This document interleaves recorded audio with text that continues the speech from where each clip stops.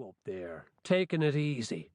I'm the one who has to do all the work. That armour you're wearing weighs a ton. My back's killing me." "I've been in the saddle for 3 weeks," Rupert pointed out unsympathetically. "It's not my back that's bothering me." The unicorn sniggered, and then came to a sudden halt, almost spilling the prince from his saddle. Rupert grabbed the long, curly-cued horn to keep his balance. "Why have we stopped? Trail getting too muddy, perhaps? Afraid your hooves will get dirty?" "If you're going to be a laugh a minute, you can get off and walk," snarled the unicorn. "In case you hadn't noticed, there's a massive spider's web blocking the trail."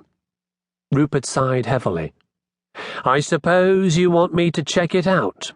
If you would, please." The unicorn shuffled his feet, and the prince felt briefly seasick. "You know how I feel about spiders." Rupert cursed resignedly and swung awkwardly down from the saddle, his armour protesting loudly with every movement. He sank a good 3 inches into the trail's mud and swayed unsteadily for a long moment before finding his balance. He forced open his helmet's visor and studied the huge web uneasily. Thick, milky strands choked the narrow path, each sticky thread studded with the sparkling jewels of trapped raindrops. Rupert frowned. What kind of spider spins a web almost 10 feet high? He trudged cautiously forward, drew his sword, and prodded one of the strands. The blade stuck tight, and he had to use both hands to pull the sword free. "Good start," said the unicorn. Rupert ignored the animal and stared thoughtfully at the web. The more he looked at it, the less it seemed like a spider's web. The pattern was wrong.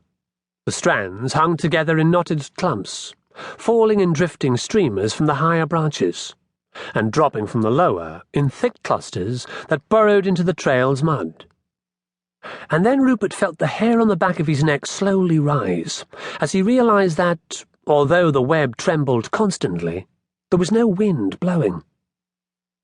"Rupert," said the unicorn softly.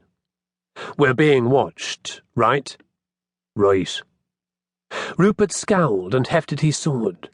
Something had been following them ever since they'd entered the tanglewood at daybreak, something that hid in shadows and dared not enter the light.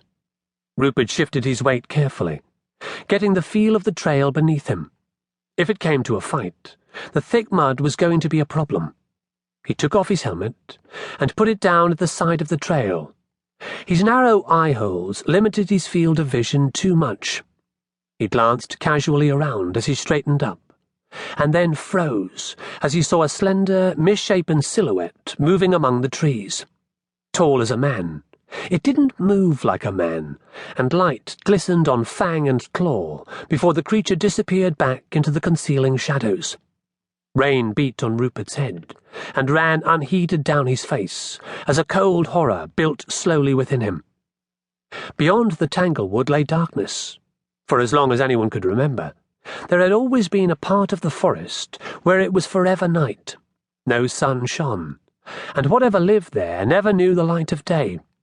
Mapmakers called it the Darkwood and warned, "Here be demons." For countless centuries, Forestland and Darkwood had been separated by the Tanglewood, a deadly confusion of swamp and briar and sudden death from which few escaped alive. Silent predators stalked the weed and vine-choked trails and laid in wait for the unwary. And yet, over the past few months, strange creatures had stalked the forest land, uneasy shapes that dared not face the light of day. Sometimes, when the sun was safely down, a lone cottager might hear scratchings at his securely bolted doors and shutters, and in the morning would find deep gouges in the wood and mutilated animals in his barn. The tanglewood was no longer a barrier. Here be demons. Rupert fought down his fear and took a firmer grip on his sword. The solid weight of the steel comforted him, and he swept the shining blade back and forth before him. He glared up at the dark clouds hiding the sun. One decent burst of sunshine would have sent the creature scuttling for its lair.